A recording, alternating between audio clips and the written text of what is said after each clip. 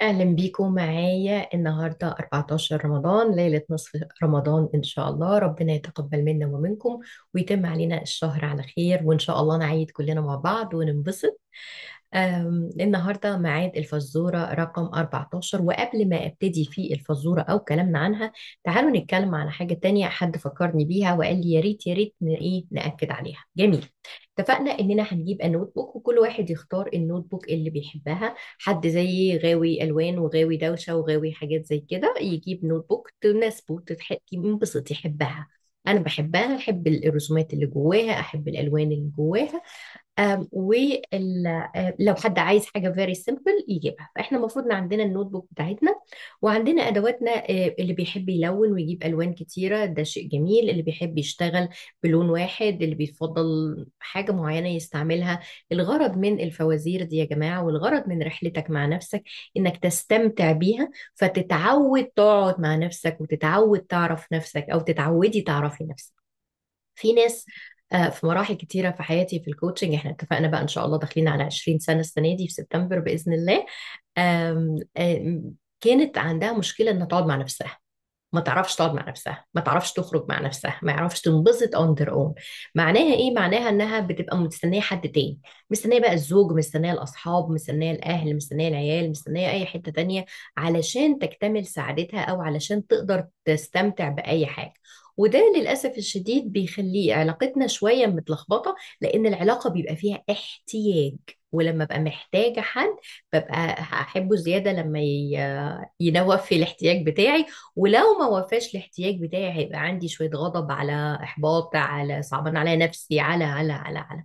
احنا ما بنقولش اننا مش هنحتاج بني ادمين، احنا بنقول ان احنا كلنا ربنا خلقنا لازم نكون في حاجة لبعض، وإلا كان كل واحد عاش لوحده وما اهتمش بأي حد تاني.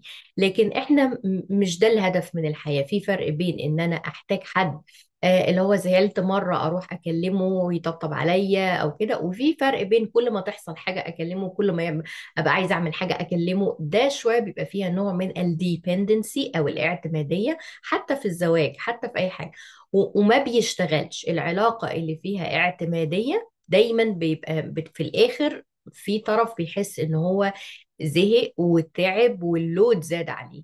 احنا في عندنا حاجة اسمها interdependence. يعني ايه؟ يعني انا بحتاج لك وانت بتحتاج لي، والعلاقة فيها اخذ وعطاء. لكن مفيش حد هيموت من غير الحد التاني، ومفيش حد عنده مش هيقدر يعيش من غير الحد التاني ابدا. احنا كلنا اصحاء وكلنا قادرين على التعامل مع أنفسنا في الأول قبل أي حاجة تانية، ثم مع الحياة. ولما بيبقى عندنا ناس في حياتنا زي أولادنا أو زي أهالينا أو زي أزواجنا أو زي أصحابنا، ده معناها إن الحياة بقت أحلى. على رأي بقى نيفين، بكرة الدنيا هتبقى أحلى زي ماما نجوى ما قالت. لكن احنا بالنسبة لنا الحياة بتبقى أحلى مع الناس اللي حوالينا الجمال، زي علي الحجار كمان. آه فبس مش معنى انها احلى اننا ما نعرفش نعيش، لا، نقدر نعيش ونعيش كويس جدا زي الفل الحمد لله. معنى انها احسن انها قيمة مضافة وحاجة زيادة. زي ما نقول انا هحلي او لا، انا اقدر اعيش من غير ما احلي، مش هموت لو ما حليتش بعد الاكل. ماشي. واقدر احلي بفاكهة. اوكي.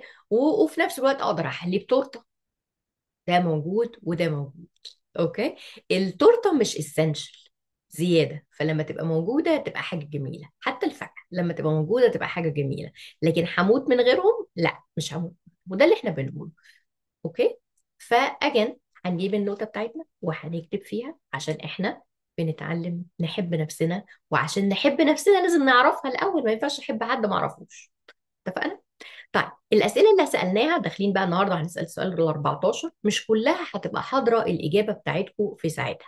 وفي إجابات هتاخد وقت، يعني هيبقى في إجابة على طول في البداية، وبعدين هتلاقي العقل بيدور ويقولنا بيدور في الدفاتر بتاعته، وهيبتدي يجيب لك إجابة تانية وإجابة تانية ويكمل. واللي احنا بنعمله ده مش نهاية المطاف. زي ما هتقولي أنا عملت السيلف ديسكفري يا جماعة زي الفل خلاص، لا، it's an ongoing process. يعني إيه؟ عملية متكررة هتكمل طول الوقت، هتتغير طول الوقت. مش هتتغير في الكور بس، هتتغير في شوية حاجات.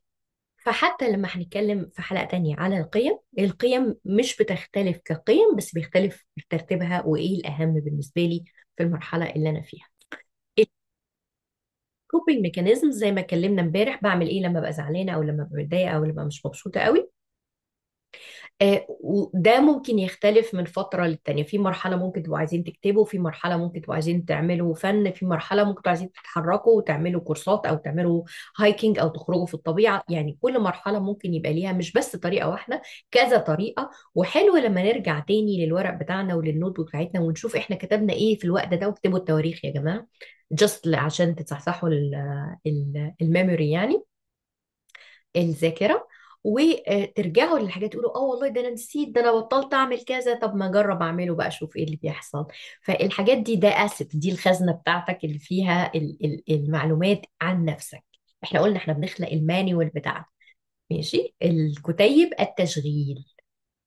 جميل. طيب وساعات بيبقى فيه صيانه صغيره، اتفقنا، ترابل شوتنج، الصيانه البسيطه. طيب نعمل ايه في الاسئله يا ياسمين؟ كل يوم كده، اللي فاكر واللي بتعمل كده معانا زي الفل جميل جدا، واللي ما عملش يرجع تاني يا جماعه، يشغل الفيديوهات بسهوله كده ولغايه ما اعمل لكم المكان اللي هيبقى فيه الاسئله باينه كلها. تشغل الفيديوهات صغيره، 5 دقائق 7 دقائق، الطويل قوي منهم 12 دقيقه باين. شغلوها تاني وشوفوا السؤال ايه يا جماعه، واكتبوا السؤال في كل صفحه. في بدايه الصفحه اكتب السؤال فقط. لو ما عندكش إجابة دلوقتي اكتبي السؤال وسيبيه وكملي، وافتحي الصفحة التانية، سيبي له مساحة حلوة كده، صفحة صفحتين على حسب، 3 لو حابة إن حاسة إنه هيجي منه. يعني مثلا سؤال زي نفسك في إيه والحياة المثالية شكلها إيه، ده سؤال هياخد رغي، فاسيب له صفحتين 3 4، يمكن ربنا يكرمني ويفتح عليا. في أسئلة تانية هتبقى ممكن صفحة واحدة، فاتعودي سيبي مساحة معينة هي بس، زي مثلا هنسيب 4 صفحات براحتك، واكتبي بس السؤال في كل حلقة. اكتبي بس السؤال، هتلاقي ان العقل هيجيب لك الاجابات. كل ما تفتكري حاجة ارجعي وزوديها، كل ما تفتكري حاجة ارجعي وزوديها، كل ما تفتكري حاجة ارجعي وزوديها. ويا جماعة سواء احنا ان شاء الله ربنا يقدرنا ونخلص ونتم على خير، الحاجات دي ارجعوا اعملوها تاني، وارجعوا بصوا على اللي انتوا عملتوه تاني.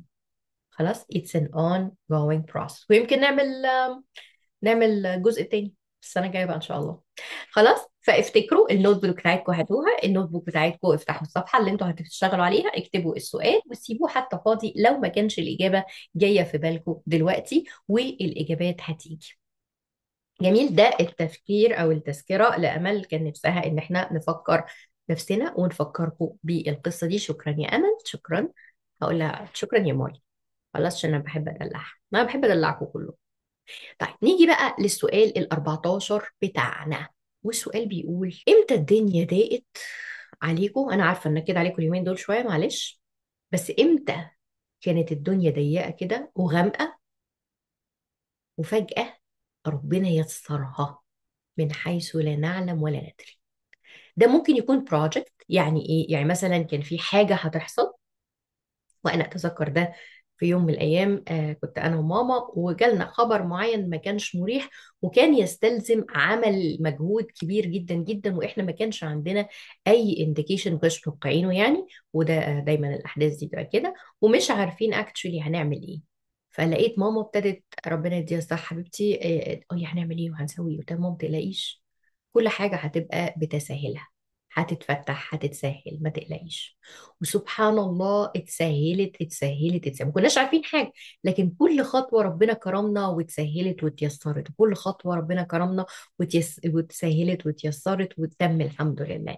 فدايما احنا بنسأل ربنا دايما اليسر والسهولة. بس انا بحب افكركم امتى في حياتكم حصل ان كان في مواقف عنيفة او صعبة او قلقانين منها واتيسرت من عند ربنا من حيث لا نعلم ولا ندري. جميل، لو سبتوا بقى الصفحات دي وكتبنا فيها، تخلوا الصفحات دي بقى وراها شويه كتير كده، وكل ما تفتكروا تحطوا ليه. احنا كبني ادمين بننسى، بننسى اي حاجه وكل حاجه، احنا بننسى كل حاجه خلاص. بنتمسك بالحزن وبنفتكره، وبننسى الحاجات الكويسه اكتر واسرع. طبيعه، طبيعه بشريه. خلاص. ليه بنتمسك بالحزن اكتر؟ احنا دايما طبيعتنا اننا بنحب نحمي نفسنا. اوكي، فالمخاوف عشان تحمينا، القلق عشان يحمينا، إن تمسكنا بالحزن عشان يحمينا. بيحمينا من ايه؟ من اننا نحزن تاني، من ان احنا نخش جوه التجربه تاني. وفي بارت مننا بيحب الصعبان على النفس، بيحب بقى اللي يا رب وانا كده الموضوع بيبقى ايه، عنيف. بس دي طبايع بشريه، فاللي عنده الحاجات دي ما يحسش ان هو هيقوم يموت نفسه وحش، ما فيش حاجه كده خالص. احنا اتخلقنا بالحاجات دي، كل سيستم وله الطريقه بتاعته، واحنا قضيتنا اننا نتعلم السيستم ونعرف نشتغل بيه ازاي. خلاص، فهتلاقوا ان احنا بننسى الحاجات الحلوه اللي حصلت والتيسيرات اللي حصلت بسهوله دي. فاذا بدينا نفتكر ونعود نفسنا اننا ندور على اليسر، نبص على التساهيل في حياتنا اليومية. يعني اللي لقى السؤال بيقول امتى ربنا يسرها في الدنيا كده والدنيا سلكت وما لقاش إجابة، يبتدي يبص على يومه. طب النهاردة هي الدنيا سلكت فين؟ مثلا كنت نازلة وقت الزحمة وبتاع وربنا يسرها والدنيا مشيت زي الفل ورحت قبل ميعادي. ده يسر، دي سهولة. كنت قلقانة مش هلاقي ركنة ويا دوب ببص لقيت ركنة وتحت المكان. ده يسر، دي سهولة. كنت عايزه الحق اشتري شويه حاجات قبل الفطار وقلقانه اتاخر ولسه هروح اعمل، وركنت ونزلت وجبت الحاجه وجيت. ده يسر. نسيت الحاجات وطلعت البيت، لقيت البواب وانا طالعه قلت له معلش الحق هات لي ما اعرفش ايه، لحق بسرعه وجاب. او انا طالعه قال لي ده انا نازل رايح اجيب ما اعرفش ايه، قلت له طب في سكتك هات. ده يسر. انا بديكم امثله بسيطه من اللي هي بتحصل في حياتنا اليوميه كل يوم، من غير حاجه قلقان منها وتيسرت. اجتماع شامل هم شايل همه وخلص على خير من غير ما حاجه تحصل. اجتماع وميتنج شايل همه، مش شرط يكون اجتماع، ممكن يكون مقابله كانت تقيله على قلبك اتلغت، يلا الحمد لله. اوكي. امتى اتيسر الحال من غير ما تاخد بالك؟ امتى كان بسهوله ويسر؟ ايه المواقف؟ كتير؟ قليل؟ اتفقنا اللي هيصعب عليه القصه شويه نعمل ايه؟ نبص على النهارده ونبتدي مع كل يوم نشوف فين اليسر، فين السهوله النهارده. الله. تخيلوا لما نعمل كده وتبقى عادة، صدقوني هتشوفوا يسر أكتر. مش ما كانش موجود قبل كده، بس اتفقنا الحاجة اللي بنركز عليها بتزيد. فإذا ركزنا على اليسر وعلى السهولة هتلاقوا الدنيا اتيسرت والحال بقى أحسن كتير. وربنا يجعل لكم دايما في كل خطوة وفي كل طريق يسر وسهولة وبساطة كمان. يلا ليه لا. أم في الآية الكريمة: رب اشرح لي صدري ويسر لي أمري واحلل عقدة من لساني يفقهوا قولي. برضو أمي ربنا يبارك فيها دايما بتفكرنا بيها. فيسر لي أمري، اللهم يسر لي أمري، اللهم يسرا يسرا بعد عسر، اللهم يسر لي أمري. وأشوفكم بكرة إن شاء الله. إلى اللقاء.